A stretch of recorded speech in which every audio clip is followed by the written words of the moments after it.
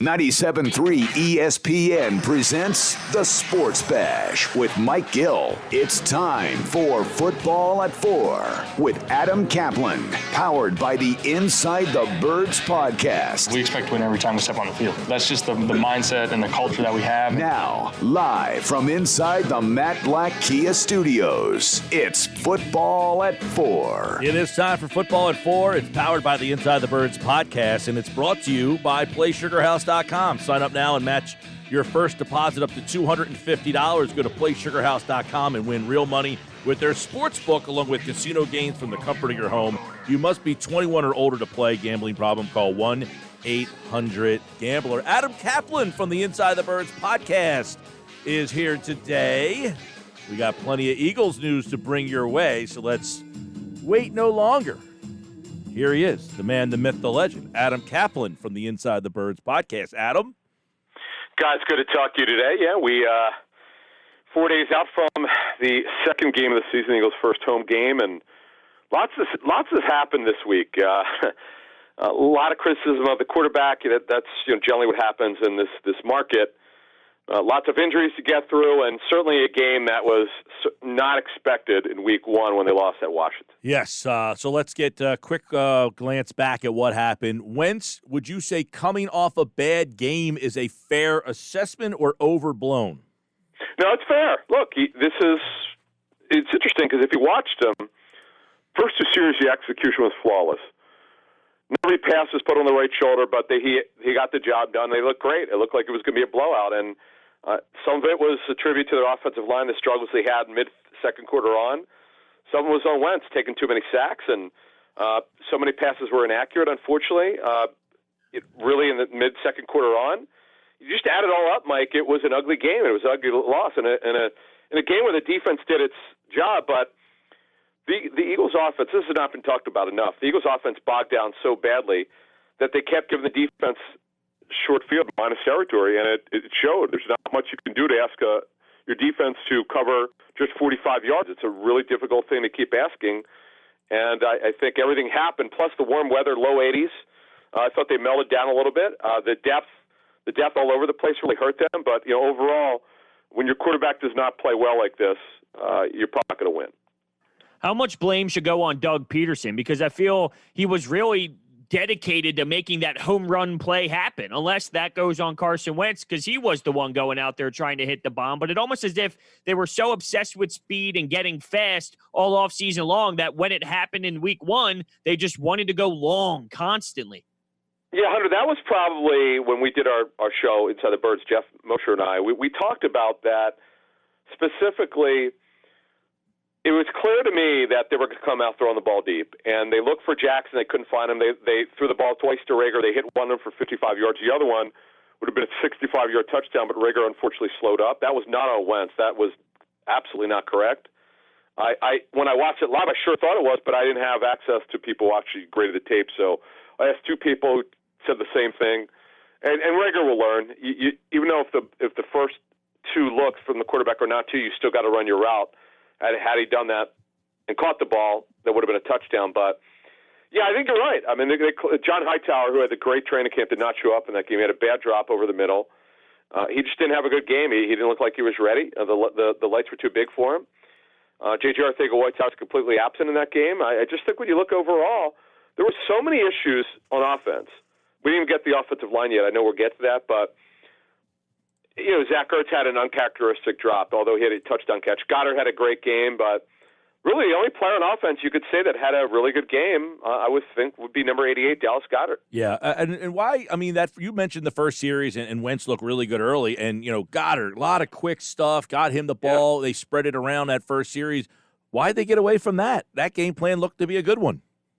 It did, and it surprised me because there were some slants built in, I'm told.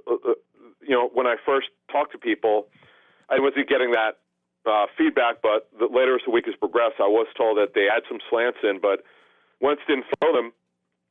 And then the run game, we didn't get that. Not that the Eagles run the ball a lot, but when they did, they were completely not successful. Wentz is part of that, checking to the right side.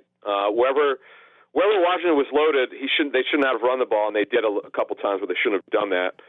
So I think Carson is going to look at this tape, from talking to people who've coached him, he always accepts responsibility. That's a good thing. And by the way, he did when he was with the media after the game, and that's like him. But historically, he doesn't have two bad games in a row. That's been kind of his MO for the first 4 years. So, though this matchup is tough, I expect him to bounce back this week. No Miles Sanders, and then Boston Scott goes out, and Corey Clement didn't practice a lot last week. Do you think that had a factor in the run-pass differential? No. I just think that they were not successful. Doug Peterson has a history when the run does not look good, and it was not good at all. Boston Scott did not perform well, but part of it was their line didn't open up the holes. I just think that Doug gave up on the run, and he saw that it wasn't working. So why try? What they really do, we know this, they pass the ball extremely well when everybody's healthy, but here's the problem. You're without two starters on the offensive line on the right side. And I'm told Jack Driscoll played fairly well for a rookie, but he also got overpowered at times. Nate Herbig, who we noted in our Inside the Birds pregame show, had a real chance to start, and that wound up happening. He was better than expected for his first start, but not good enough. And this is the problem. By the way, Jason Peters, Mike, bad game. When I say bad game, he might have 2 or 3 bad snaps a game. He had more than that. It just was not going to happen. Even Jason Kelsey did not have his usually great game. And I would say Malo is one of the most underrated guards in the National Football League. He didn't have a good game. So it was like Kelsey said after the game. It wasn't like every snap was bad, but they had too many of them.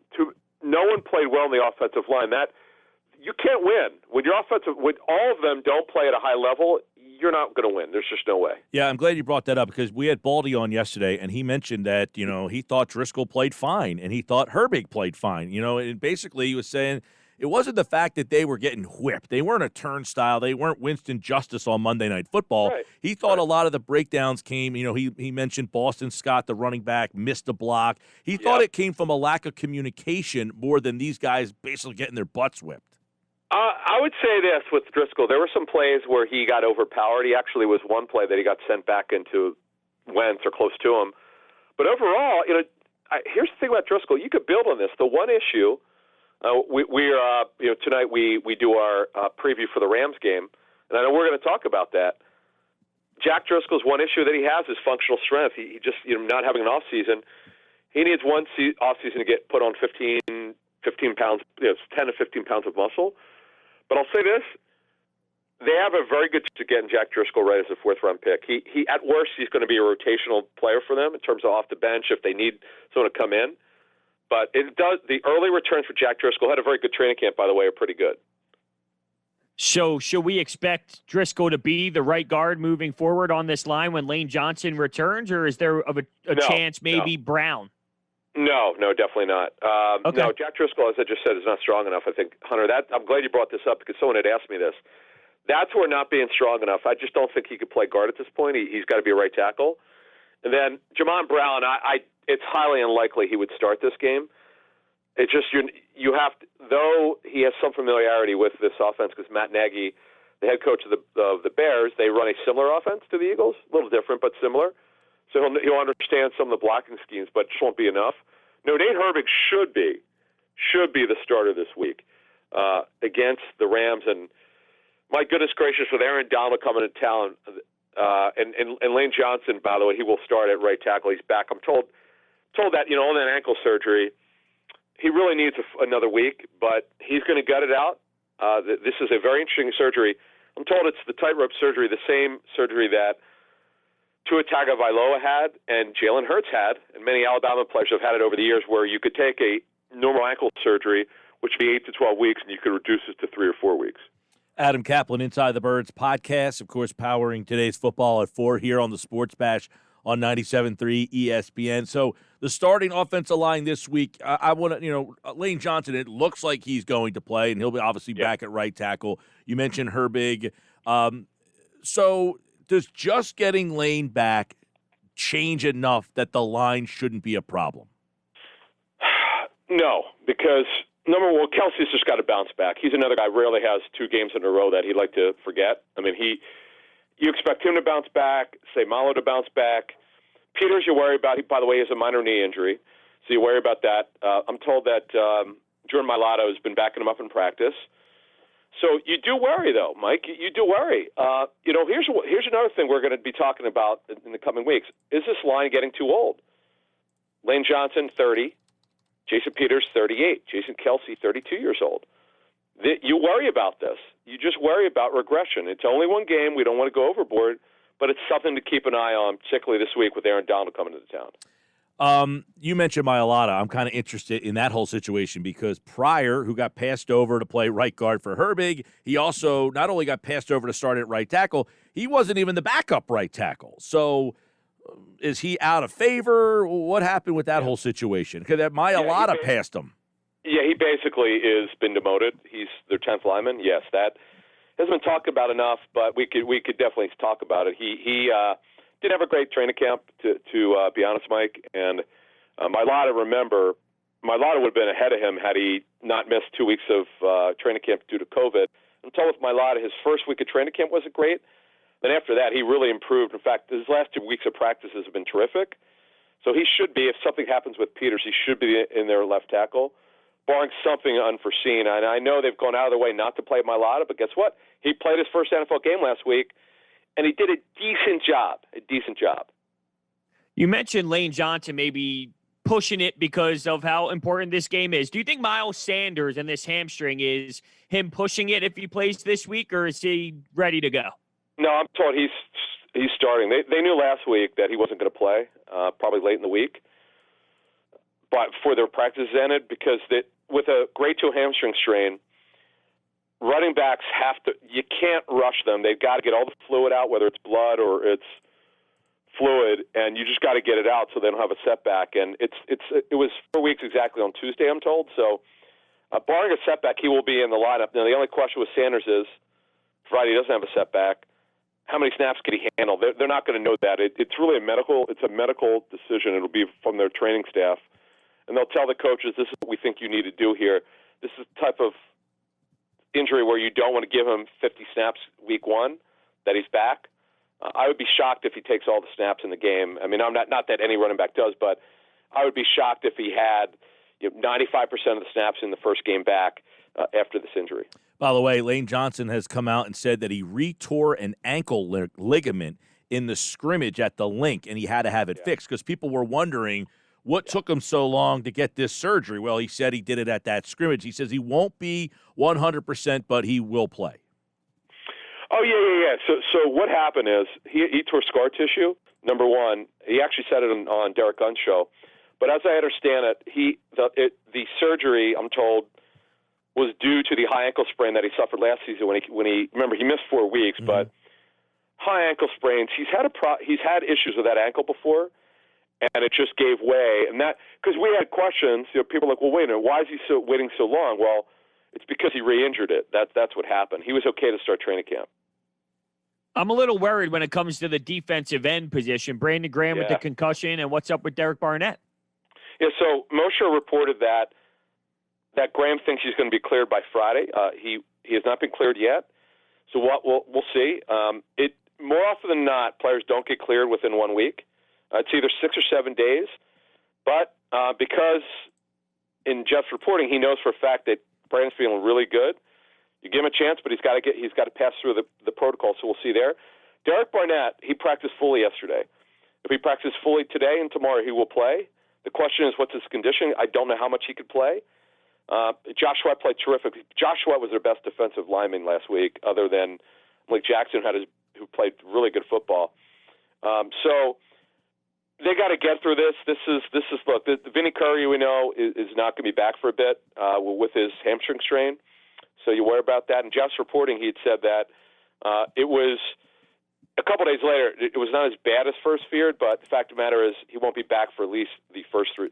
He's going to miss 3 games, unfortunately. But that might mean, though, guys, Casey Tuhill dresses in place this week. Adam Caplan at Caplan NFL, the Inside the Birds podcast. Make sure you make that a daily routine to get all your Eagles information. And, of course, during football at 4, Adam's here with us. And Eagles-Rams this Sunday.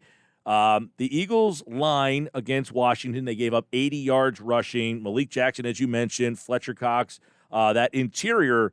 but the linebackers, the Rams ran the ball 40 times the other night. So would you imagine that they are going to check out these Eagles linebackers, and if the defensive end situation's a problem, do you anticipate the Rams, because Jim Schwartz said they're committed to the run, are they committed to running it 40 times, and could that be a problem against the Rams this week? I'd be sure. Well, listen, I'll say this much. I was wrong 2 years ago. The Rams stupidly came out running. The Eagles are one of the better run defensive teams. Like, if you want to beat the Eagles, you throw it. Sean McVay needs to come out throwing. If I were him, I'm throwing the football, and I'm not going to stop throwing the football. If they come out running, the Eagles are going to win this game. The Eagles should pray that they run the football. Here's the problem that the Eagles have here. Craig James, who was their fifth corner, was their top outside corner. He's on injury reserve, okay? Trevor Williams probably will be signed off the practice squad. He's a kid from Penn State who started some games with the Chargers. He should dress as their fifth corner. They have till Saturday at 4 p.m. Eastern to make that decision. So if I'm the Rams, I'm spreading the Eagles out. The Rams could go 11 personnel, which is 3 receivers and run back. They could go 12 with 2 tight ends. Although Gerald Everett got banged up, he's their number 2 tight end. He's their moved athletic tight end. But Tyler Higbee, if you remember, he set an NFL record for tight ends with 4 100-yard games in a row for a tight end. That's incredible. So they could spread them out. To me, if they come out throwing, the Eagles are in trouble. It'll be hard for the Eagles to handle that because other than Slay and Maddox, they're just not deep a corner. To answer your question, Mike, I really feel like they have to come out throwing if you're the Rams. I was going to ask you, how did you think the corners? You had Slay, who essentially, I think Schwartz said he played man like 50 plays, and that he essentially did what they wanted him to do. I thought Maddox played pretty well. You got Roby Coleman, who I guess would be matched up with Cooper Kupp this week. Yeah, and Cooper Kupp's 6'1.5". Roby Coleman's 5'7" and 0.2 of an inch, so he's got almost a half a foot on him. At least Roby Coleman knows the player because he went against him in practice with the Rams, but that's a tough matchup. Yeah, I'm a little bit concerned here when you just match up personnel to personnel. By the way, I am told Slay played really well. They played he traveled with McLaurin and did a great job against him. He only gave up 2 plays, so that's good. Now, but you got Robert Woods, one of the most underrated receivers in the National Football League. Josh Reynolds, who's a 6'3" receiver who's in the last year of his rookie deal. The Eagles did a good job of stopping him 2 years ago. And Van Jefferson, Sean Jefferson's kid. Sean Jefferson's the former NFL receiver and the receivers coach for the Jets. So he's a pretty accomplished kid. He's their second-round pick. So the Eagles are going to be challenged here, guys. This is going to be a fun game because matchup-wise, the Eagles secondary is going to be really tested this week. What do you think about the whole Desean Jackson thing when it came to, not playing him as much, limiting him, sort of like a Joel Embiid factor, if you will? And then yesterday in practice, you just had a rest day. Do you think that they're babying him a little too much? No, this is the plan. I'm told this is something that they're going to make sure that he gets through practice every week. In fact, last summer, they made a decision that they were not going to work him a lot in practice. And by the way, he did not practice very much this summer. This is just the way they do it. You're not going to play him 75% of the snaps every week. You're probably going to play him 50% of the snaps at most. Now, I know Doug Peterson was asked this in the press conference, and he may play him more, but he's kind of like a race car, man. You got to be careful. You can't overplay him. This guy's 33 years old, turns 34 in December, and he needs to play. He is so important to their offense. The other thing was, forget the snaps, guys. He just didn't get the ball enough in this past game. That to me was surprising, but I have to give Jack Del Rio, the Washington team defense coordinator. They played cover 2. They were not going to give up deep balls, and other than the Rager play, that was the only deep ball they really gave up. Did we learn anything about what with Mills and how they're going to use him? I mean, were you surprised? He kind of seemed like he was somewhat in that Jenkins role. Yeah, he did some hybrid stuff. Yeah, and remember, with Will Parks out, they can't do everything. But the one thing I do want to say defensively was disappointing. No turnovers. The problem is when you don't disguise much, and the Eagles don't disguise in the back end, you're telegraphing what you're doing defensively. Yeah, the Eagles were disciplined. There's no question they executed well, but they didn't force one turnover. This has been the problem the last few years. They just don't force enough turnovers, and that's got to change. One game. J.J. Arcega-Whiteside played 28 of 68 snaps. I don't think he had a target. John Hightower had 4. Is that enough for us to kind of find out what they think of Arcega-Whiteside, or is that just, hey, it's only 1 week? It's only 1 week, but that's disappointing in a game where they got shut out in the second half, where they gave up 24 straight points. I'm told there was one play you could have thrown it to him, Wentz, and he didn't. But you're right. You're right, Mike. That's severely disappointing. They needed him in the second half because the thing the Eagles lack is a quality possession receiver besides with Jeffrey out. Unless J.J. Arcega-Whiteside's doing his job, and he just didn't get it. And that you got to make yourself a target. This is what receiver coaches tell me. Not every play needs to be to you, but you need to command the football and you need to get open. And though he had a good camp, I'm told, look, it didn't happen. This is one game, and he needs to show up this week. What did you think about the linebackers? That's something that Baldy said stood out to him in a positive way. Decent. Wasn't great, I'm told, by team source. Not a lot of mental buffs, but the problem that you have with the Eagle linebackers is this. They're just not super instinctive. This is why some of them were undrafted and low-round picks. But they didn't hurt the football team. Well, again, look who they're going up against. An offense devoid of playmakers. They couldn't get the Washington team, other than a couple nice runs, couldn't get Antonio Gibson on track, the former slot receiver for Memphis.